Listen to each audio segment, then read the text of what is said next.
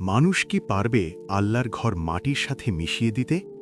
৫৭০ খ্রিস্টাব্দে আরবের মক্কায় ঘনিয়ে এসেছিল এমনই এক মহাপ্রলয়।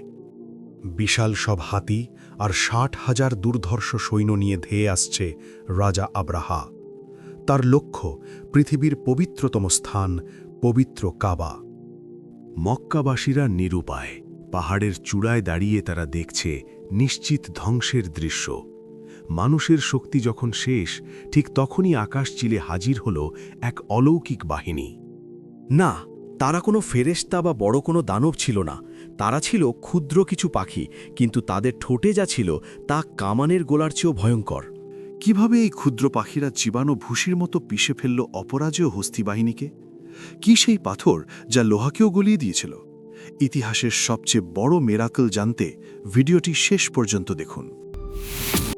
ইয়েমেনের রাজা আব্রাহা সানায় এক রাজকীয় গির্জা তৈরি করেছিল।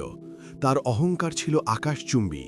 সে চেয়েছিল পুরো আরব কাবার বদলে তার গির্জায় সেজদা করুক।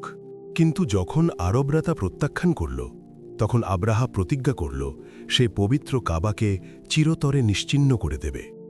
আব্রাহার প্রিয় হাতি মাহমুদ মক্কার সীমানায় আসতেই সে যেন থমকে দাঁড়াল।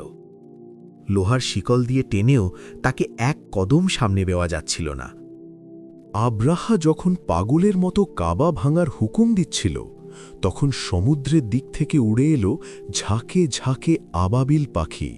পাখিদের ঠোঁটে ছিল ছোট ছোট পোড়ামাটির পাথর, কিন্তু সেই পাথর যখন সৈন্যদের গায়ে পড়তে লাগল, তখন শুরু হল এক বিভীষিকা। পাথরগুলো লোহা আর বর্ম ভেদ করে সৈন্যদের শরীরকে চিবানো ভুসির মতো করে ফেলছিল। মুহূর্তের মধ্যেই আব্রাহার দম্ভ ধুলোয় মিশে গেল। বন্ধুরা, এই ঘটনাই প্রমাণ করে যাকে আল্লাহ রক্ষা করেন তাকে ধ্বংস করার শক্তি মহাবিশ্বের কারণেই।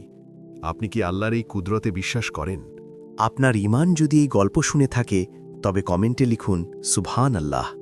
আর এমন সব ঐতিহাসিক মিরাকেল নিয়মিত দেখতে আমাদের চ্যানেলটি এখনই সাবস্ক্রাইব করুন।